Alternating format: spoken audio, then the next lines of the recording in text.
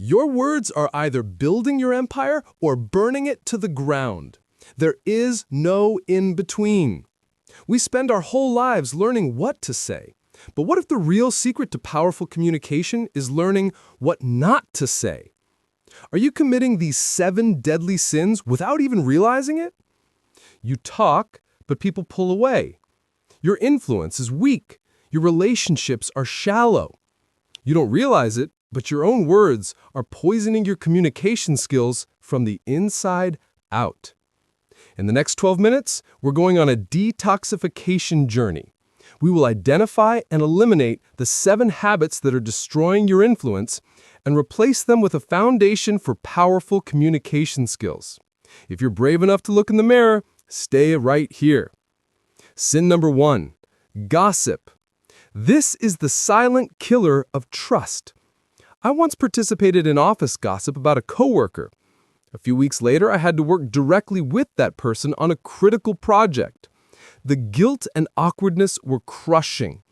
I had poisoned the relationship before it even began. The antidote? The speak well rule. If you're going to talk about someone who isn't present, only say things you'd be proud to say to their face. Or say nothing at all. Why does it work? It builds a reputation for integrity. People learn that you are a safe person, that their reputation is safe with you. Trust is the currency of all relationships. The wrong way? Did you hear about? The right way? Let's talk about the project instead. Sin number 2, judging. We are quick to judge others to feel better about ourselves. I once judged someone for being late to a meeting, thinking they were lazy and disrespectful. I later found out they were dealing with a family emergency. I felt like a complete jerk. The antidote? Replace judgment with curiosity. Instead of thinking, that's a stupid idea, ask yourself, what might they be seeing that I'm not? It shifts you from a closed-minded critic to an open-minded learner. Curiosity opens doors, judgment slams them shut. This is the key to overcoming stage fright, the fear of being judged. The wrong way? Labeling people. The right way? Seeking to understand people. Sin number 3, negativity. Negative people don't live in reality. They live in a distorted version of reality where everything is bad.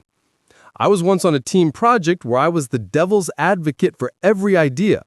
I thought I was being smart and realistic, but really, I was just crushing the team's morale and creativity. The antidote? Hunt for the good. In any situation, no matter how bad, force yourself to find one positive aspect or one lesson. Yes, the launch failed, but we learned 3 critical things for next time.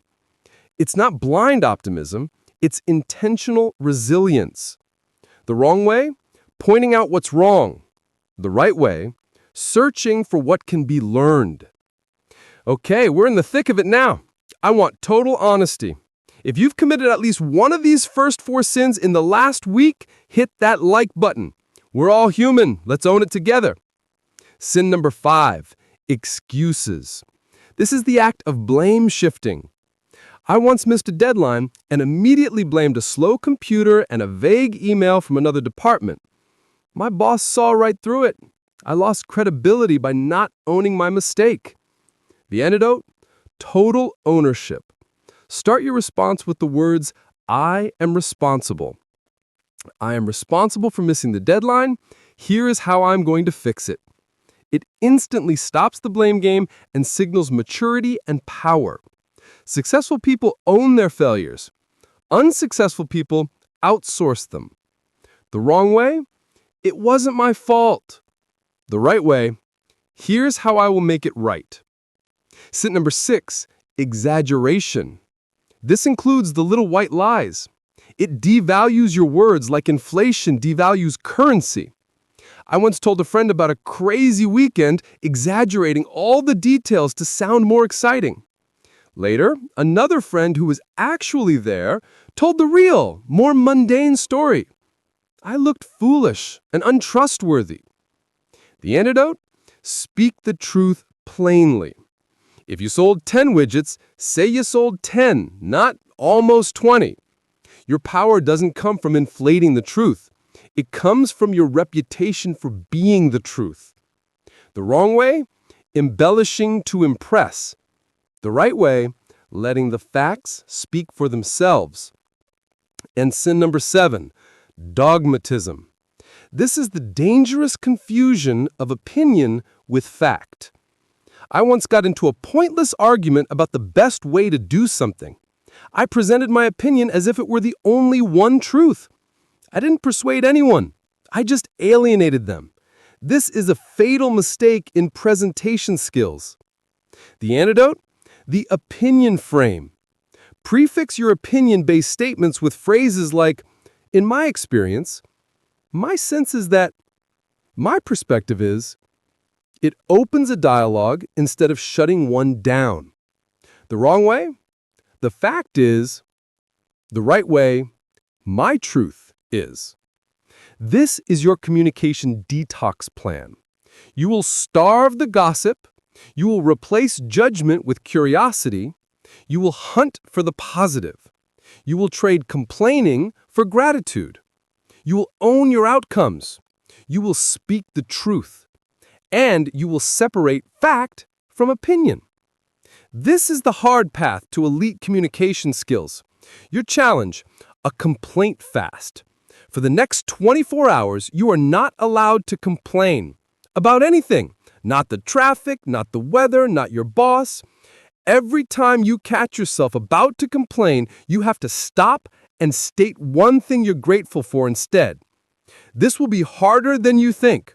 You'll realize how much of your daily conversation is built on these toxic habits. Don't be discouraged. Awareness is the first step. The goal isn't to be a saint tomorrow, it's to be a little less of a sinner. Remember, what you say is what you become.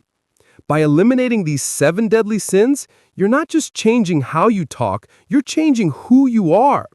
This is the true power of transformative communication skills. Let's be vulnerable.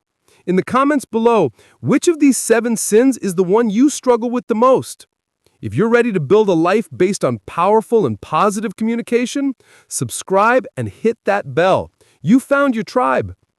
In the next video, we're going to cover 4 simple phrases that can make anyone like you in under 60 seconds.